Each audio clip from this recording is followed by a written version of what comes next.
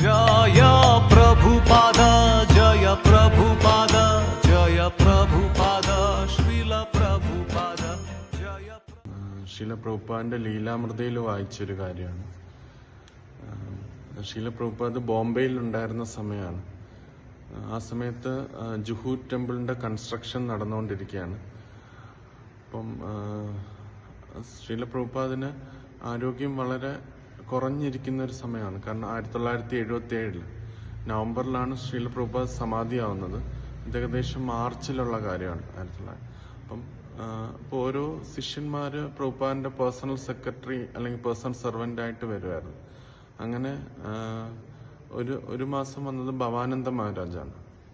ഭവാനന്ദ Maharaj മായാപൂരിലെ in charge ആയിട്ടാണ് അദ്ദേഹം വെച്ചത്. അപ്പോൾ അദ്ദേഹം 1 മന്ത് പ്രഭുപാദിനെ സെർവ് ചെയ്യാനായിട്ട് വന്നു.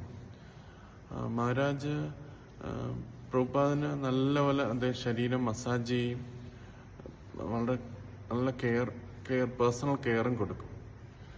പക്ഷെ അദ്ദേഹത്തിന് 1 മാസം കഴിഞ്ഞപ്പോഴും അദ്ദേഹത്തിന് വേറെ സർവീസ് അവിടെ മായപ്പൂർ ഉള്ളതുകൊണ്ട് അദ്ദേഹത്തിന് തിരിച്ചു പോകേണ്ടി വന്നു. ശീല പ്രഭുപാദ് അദ്ദേഹം തിരിച്ചു പോയപ്പോൾ പറഞ്ഞു, വേറെ ആരും എന്നെ ഇത്രയും നല്ലപോലെ കെയർ ചെയ്യത്തില്ല ഭവാനന്ദ മഹാരാജിനെ പോലെ. ഇത്രയും പേഴ്സണൽ കെയറും അദ്ദേഹമാണ് ശരീരത്തിൽ അത്രയും നല്ല രീതിയിൽ മസാജ് ചെയ്യാനും അദ്ദേഹത്തിന് അറിയാം. പക്ഷെ പ്രഭുപാദ് പറഞ്ഞു, പക്ഷെ ഒരു പ്രീച്ചിങ് ആണ് പേഴ്സണൽ സർവീസിനെക്കാട്ടിലും പ്രാധാന്യം എന്ന് ശീല പ്രഭുപാദ് പറഞ്ഞു. പിന്നെ വന്നത് ഉപേന്ദ്ര എന്ന് പറഞ്ഞ ശിഷ്യനാണ്.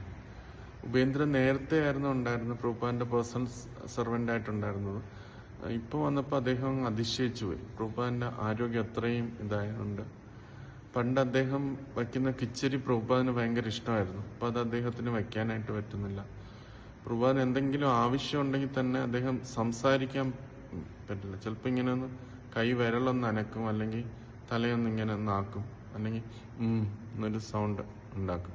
അതിൽ കൂടുതൽ പ്രഭുപാദിനൊന്നും ചെയ്യത്തില്ലായിരുന്നു. അപ്പൊ ആ സന്ദർഭത്തിലാണ് ഉപേന്ദ്ര വന്നത്. അത് പ്രഭുപാദ് ഏറെ നേരം അവിടെ ഒന്നും സംസാരിക്കാതിരിക്കും എന്നാണ് ആ സമയത്തുള്ള ഡിവോട്ടീസ് എല്ലാം പറയുന്നത്. ഇങ്ങനെ ജസ്റ്റ് സൗണ്ടുകൾ കേൾക്കാൻ പറ്റും. ഈ മാർബിള് കട്ട് ചെയ്യുന്ന സൗണ്ട്, ആരതി സോങ് അതിന്റെ സൗണ്ട്, അതിന്റെ ബെല്ലുകള്, ദൂരെ സൈക്കിൾ പോകുന്നതിന്റെ ബെല്ല്, ഇതെല്ലാം പ്രഭുപാദിന് കേൾക്കാൻ പറ്റും. പക്ഷെ അത് പ്രഭുപാദ് ഇങ്ങനെ ശ്രദ്ധിച്ച് കേട്ടുകൊണ്ടിരിക്കും എന്നാണ്, ആ റൂമിൽ തന്നെ ഇരിക്കും എന്നാ പറയുന്നത്. ഒരു ദിവസം രാവിലെ ഈ ദർശനാരതിക്ക് വന്നപ്പം ഗോവിന്ദം പ്രേയേഴ്സ്, താഴെ ടെമ്പിളിൽ ഗോവിന്ദം പ്രേയേഴ്സ്, ഗോവിന്ദമാദിപുരുഷം എന്ന് പറഞ്ഞ പ്രേയർ, എല്ലാ ദർശനാരതിക്കും ആ പാട്ട് വയ്ക്കും. അപ്പം പ്രഭുപാദാണ് പറഞ്ഞു, യമുനമാദിജി പാടിയ പാട്ട് എല്ലാ ടെമ്പിളിലും രാവിലെ ദർശനാരതിക്ക് വെക്കണം എന്ന് ശീല പ്രഭുപാദ് പറഞ്ഞിട്ടുണ്ടായിരുന്നു. അപ്പൊ ആ സമയത്ത് ഇങ്ങനെ ഈ പാട്ട് കേട്ട സമയത്ത് തമാൽ കൃഷ്ണ മഹാരാജ് അടുത്തുണ്ടായിരുന്നു. അപ്പൊ പ്രഭുപാദ് ഇങ്ങനെ പറഞ്ഞു, ഇങ്ങനെ ഒരു ഇമോഷണൽ ഫീലിംഗിൽ പറഞ്ഞു, എന്ത് നല്ലതാണ് ഈ പാട്ട് എന്ന് പറഞ്ഞു. പക്ഷെ ഞാൻ ഇത് ഈ ലോകമെമ്പാടും ഇത് കൊടുക്കാനായിട്ട് ശ്രമിച്ചു. പക്ഷെ വളരെ എല്ലാവരും ബുദ്ധിയുള്ള ആൾക്കാരായിട്ടാണ് പറയുന്നതെങ്കിലും അവരൊന്നും ഇത് പൂർണ്ണമായിട്ട് എടുത്തില്ല എന്ന് പറഞ്ഞു.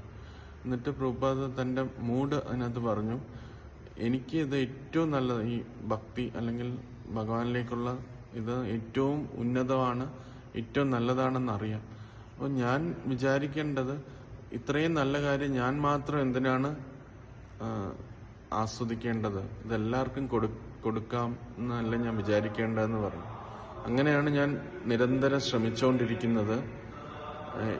അത് ആൾക്കാർ കേട്ടാലും കേട്ടില്ലേലും ഞാൻ അത് ശ്രമിച്ചുകൊണ്ടിരിക്കുമെന്ന് ഇങ്ങനെ പറഞ്ഞു. എൻ്റെ അവസാന സമയം വരെ ഞാൻ ഇതെല്ലാവർക്കും കൊടുക്കാനായിട്ട് ശ്രമിക്കുമെന്ന് പ്രഭുപാദ് പറഞ്ഞു. അല്ല, സരസ്വതി മഹാരാജ് പറയുന്നത് ഒരു സാധുവിന്റെ മനോഭാവമാണ് പറയുന്നത്. സാധു തനിക്ക് കിട്ടിയ സന്തോഷം അത് എല്ലാവർക്കും കിട്ടണം എന്നുള്ള ആഗ്രഹമാണ്.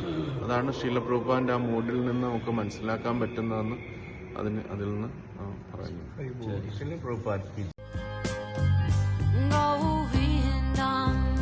Adi Purusham Namaha